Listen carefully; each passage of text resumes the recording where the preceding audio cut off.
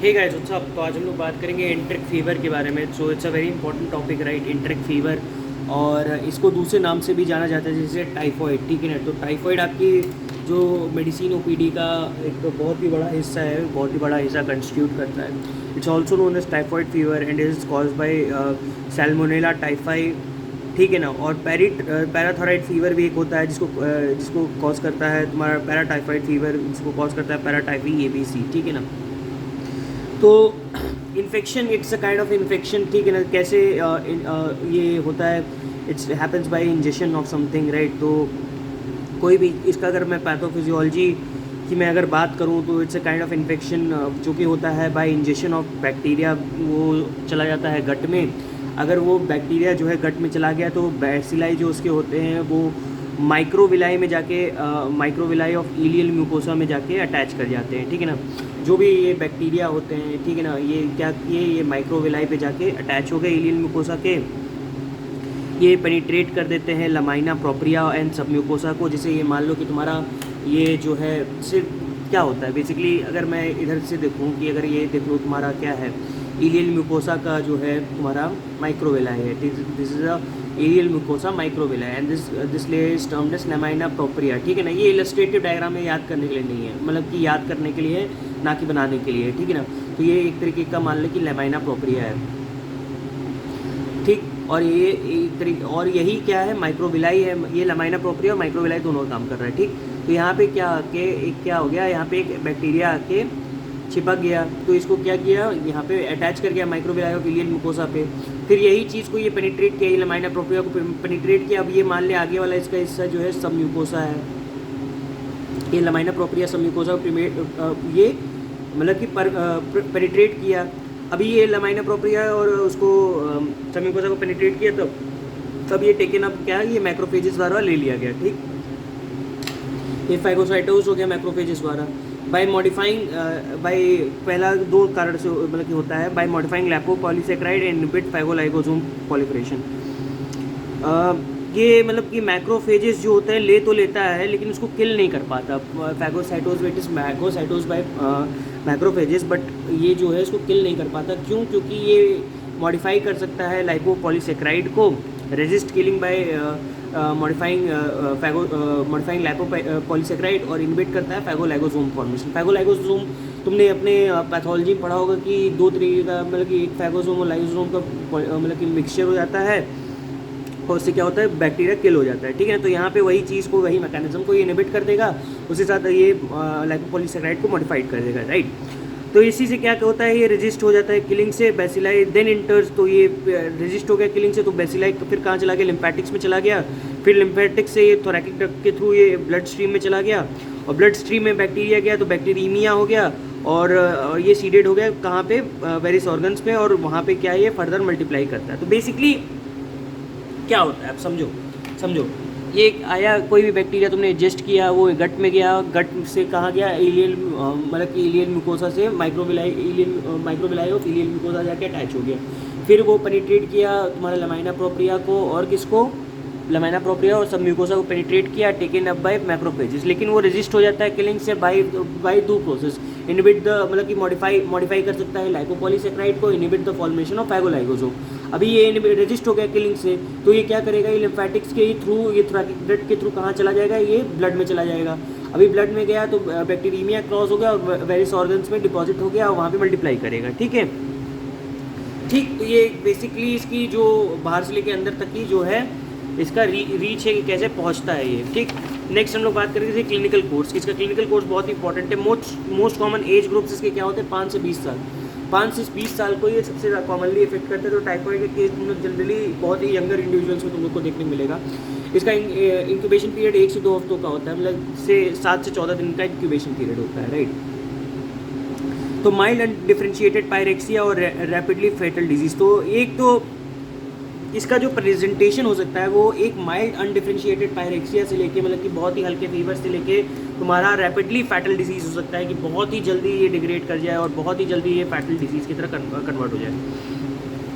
Onset कैसे होगा, gradual with headache, ठीक है। बंदे को ग्रेजुअली पहले तो सबसे पहले तो हेडेक होगा, फिर मलेज, एनोरेक्सिया, कोटेड टंग, ठीक है। पहले तो हेडेक आएगा, बंदे को कहेगा बंदा कि सर डॉक्टर साहब मेरे को सर में दर्द है, मलेज, ठीक है, मलेज टाइप का आएगा, ठीक है, मिचली टाइप की, और एनोरेक्सिया होगा, ठीक है, भूख भूख लगना बंद हो जाएगी, कोटेड टंग रहेगा, एंड एब्डोमिनल डिस्कम्फर्ट, और एब्डोमिनल डिस्कम्फर्ट रहेगा जिसमें कि कॉन्स्टिपेशन और डायरिया कंस्टिट्यूट कर सकता है। तो क्या क्या रह सकता है? हेडेक, मलेज, एनोरेक्सिया, एब्डोमिनल डिस्कम्फर्ट और कोटेड टंग।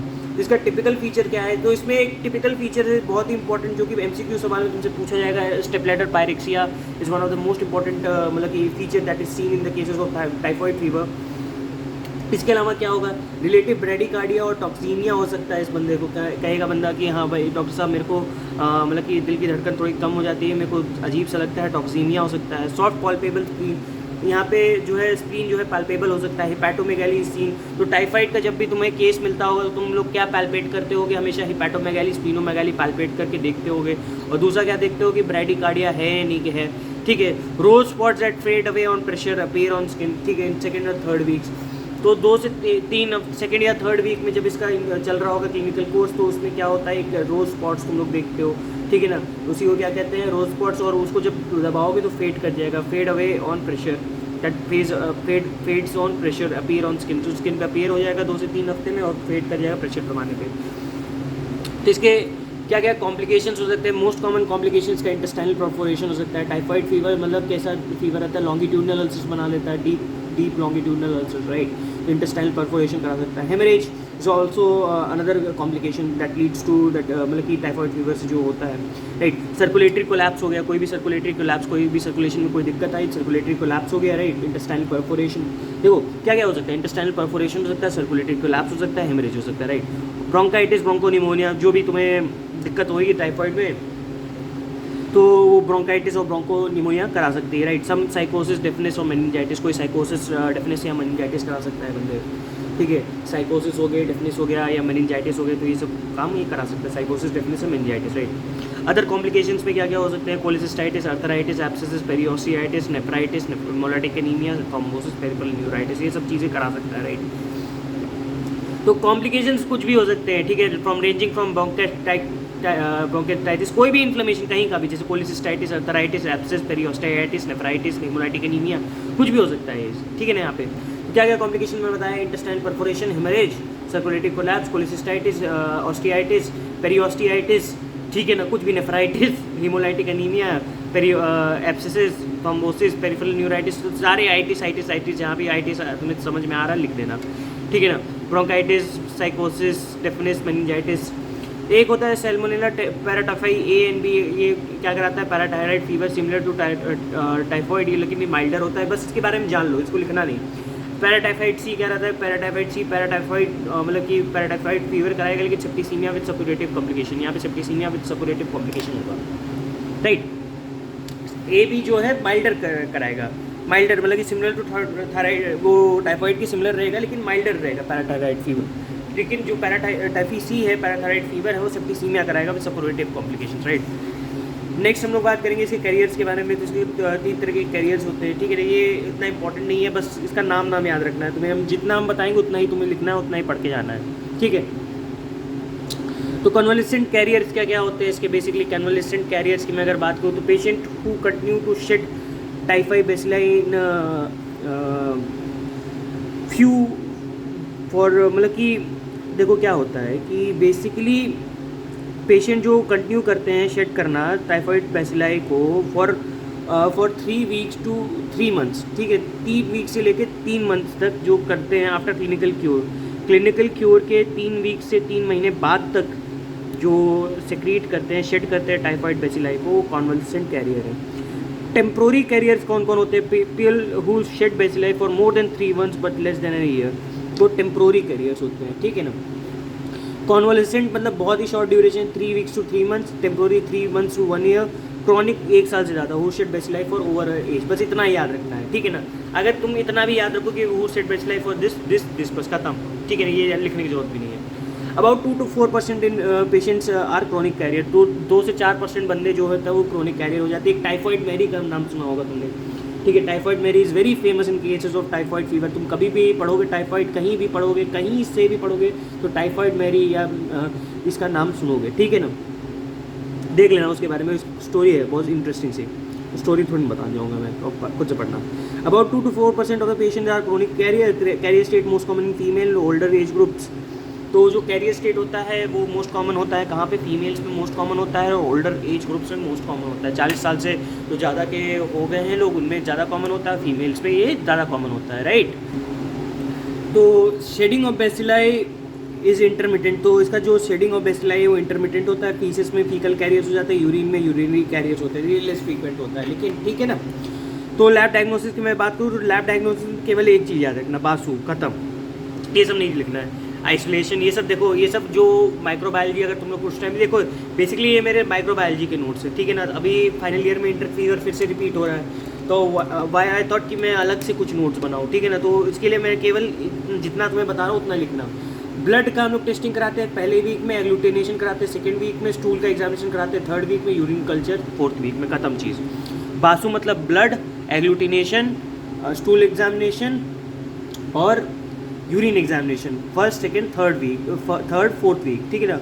ब्लड एग्जामिनेशन, ठीक है ना, एग्लूटिनेशन, फिर तुम्हारा स्टूल एग्जामिनेशन, फिर यूरिन एग्जामिनेशन। अगर पढ़ना चाहो तो देख लो, isolation of patient, bacilli from patient, demonstration of antibody in patient serum, ठीक है ना। ये सब करने के लिए बैसिलाई को आइसोलेट करने, एंटीबॉडी को डिटेक्ट करने के लिए स्पेसिमेन क्या क्या लेते हैं, यही चारों स्पेसिमेन लेते हैं, ठीक है। एक वाइरल टेस्ट इसमें इंपॉर्टेंट होता है, राइट।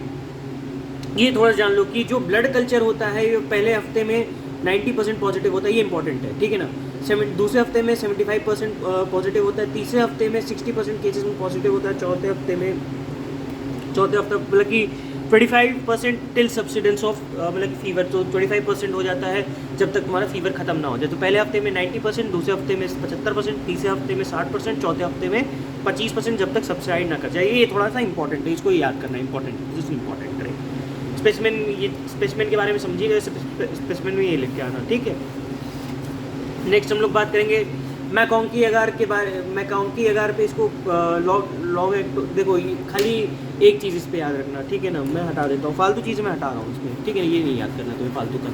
मैकॉन्की अगार पे तुम लोग इसको कर सकते हो, और ये सब हटा दो, ठीक है। ये सब कुछ नहीं पढ़ना है तुम्हें, ये सब कोई फालतू की चीज़ें कोई हम तुमको ना देंगे ना तुमको पढ़ना है, ठीक है। ये सब हटा फालतू, एस्टिनेडा फेस्टिनेडा ये सब जब पढ़ना होगा पढ़ना अपना है, ये नीट पीजी में सेरोटाइपिंग वगैरह। एक सेकंड मैं इसको करेक्ट करके मैं नोट्स एक बार करेक्ट करके फिर से तुमसे मिलता हूँ, राइट। हाँ जी, तो सीधा उसके बाद तुम सीरोलॉजी पे आना। सीरोलॉजी के बाद तुम लोग लिखना वाइडल टेस्ट के बारे में। वाइडल टेस्ट में बेसिकली इतना ही खाली लिखना है तुम्हें कि इसमें हम लोग मेजरमेंट करते हैं किसका, एच और ओ एग्लूटिनेंस का फॉर टाइफॉइड एंड पैराटाइफॉइड, ठीक है ना।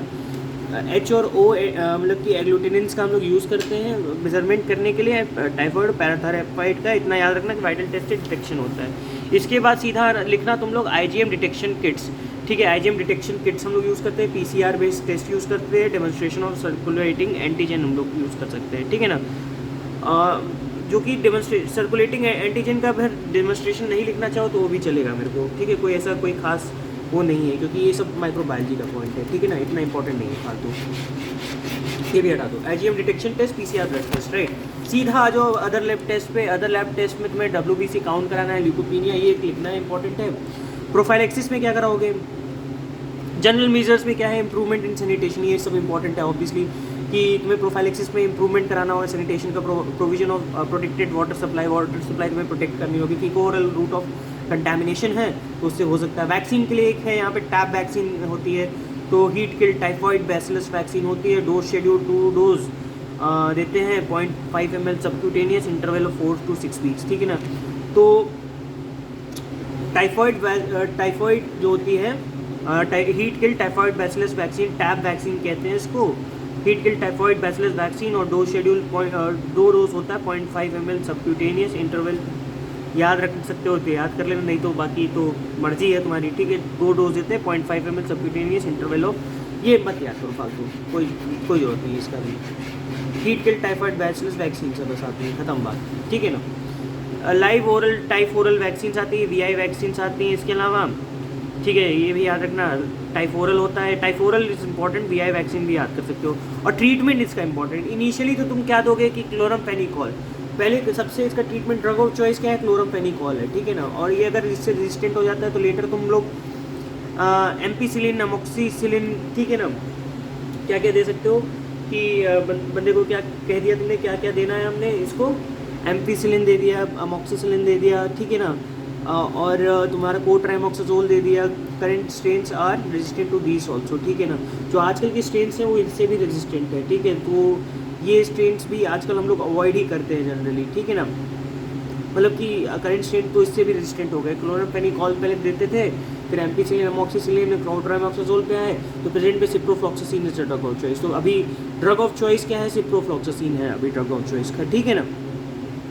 इन केसेस ऑफ रेजिस्टेंट, अगर इससे भी रेजिस्टेंट हो जाए सिप्रोफ्लॉक्सासिन से, तो जो हम आज के केसेस में देते हैं। तो ये बात रही तुम्हारी एंट्रिक फीवर के बारे में। थोड़ा सा मैं जानता हूँ हैप्पजार्ड हो गया, लेकिन मैं आपको ऐसा कंटेंट देना चाहता हूँ जो आप लोग एग्जाम में रेप्लिकेट कर सको।